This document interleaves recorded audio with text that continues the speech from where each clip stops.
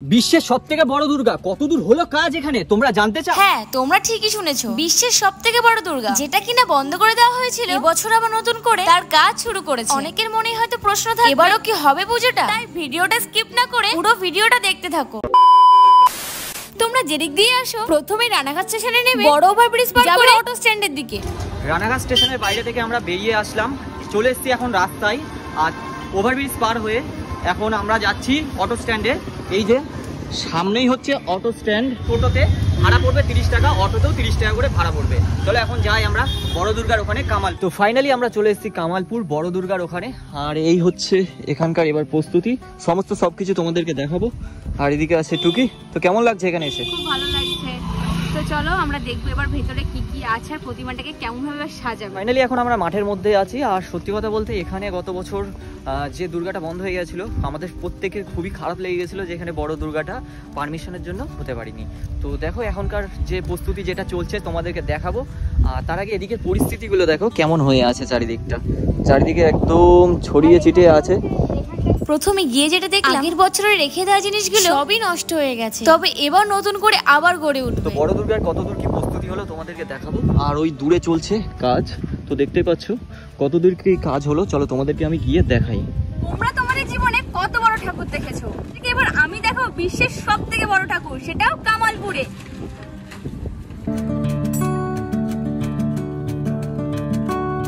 মা আসছে, সত্যি এবার মা আসছে।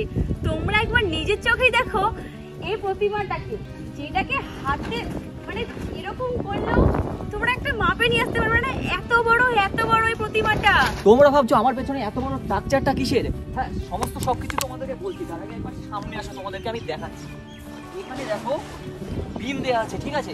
এই বিমের ওপরে লোহার যে স্ট্রাকচার গুলো করা হয়েছে, এখানেই কিন্তু পৃথিবীর সবথেকে বড় দুর্গা ঠাকুর দাঁড় করানো হবে। মা তো আগেরবারও আসতে চেয়েছিল, কিন্তু কোনো কারণে মা আর আসতে পারেনি। এবার মা ঠিকই আসবে। এটাই হচ্ছে মায়ের মুখ, আর সাইজটা দেখতে পাচ্ছ কতটা বড়। আশা করি তোমরা এই পায়ের মাপটা দেখে বুঝতে পারছো প্রতিমার মূর্তিটা কত বড় হতে পারে বা হতে চলেছে। তোমরাই দেখো মায়ের পাটা কত সুন্দর লাগছে না? আচ্ছা কাকু, এবারে তোমাদের ঠাকুরের উচ্চতা কত? আমি তো উচ্চতার কোনো করিনি। হ্যাঁ 75। আচ্ছা, যে স্ট্রাকচারটা করেছেন ওখানে কি ঠাকুর দাঁড় করানো হবে? না, ওর সাথে হেলান দেওয়া হবে। আচ্ছা আচ্ছা আচ্ছা, এটা কি বানাচ্ছেন? এটা হচ্ছে আছে ময়ূর। আচ্ছা, বিচুলির উপরে মাটি লেপন করবেন, তাই? হ্যাঁ। আর এটা কি মায়ের মুখ না? এটা জগদ্ধাত্রী ঠাকুর। জগদ্ধাত্রী ঠাকুর। আচ্ছা, এখন থেকে বানানো শুরু হয়ে গেছে, তাই তো? আচ্ছা আচ্ছা। জগদ্ধাত্রী। আর পেছনে এটা ওষুধের মাথা। আর সামনের বারে ওটা মনে হয় বৃষ্টিতে ধুয়ে গেছে না? হ্যাঁ, ওটা ধুয়ে গেছে। যে ওষুধটা তোমরাই বলো, মা অত বড়, ওষুধ কি ছোট হলে হয়? ওষুধটা তোমরা একবার দেখো, মাথাটাই এত বড়, তাহলে ওষুধটা কত বড় হতে পারে?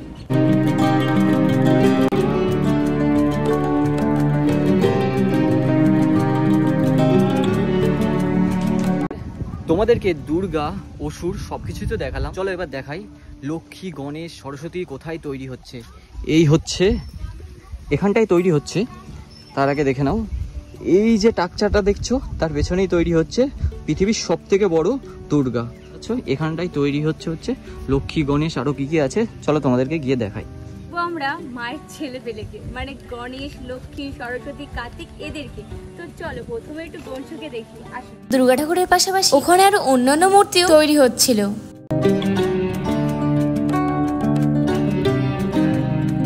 এখানে সবাই সবার কাজে ব্যস্ত, আর জোর কদমে কিন্তু এখানে কাজ চলছে, তোমরা দেখতেই পাচ্ছ।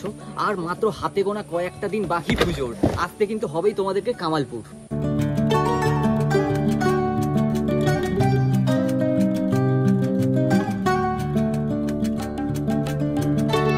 আর রীতিমতো কিন্তু এখানে জোর কদমে কাজ চলছে।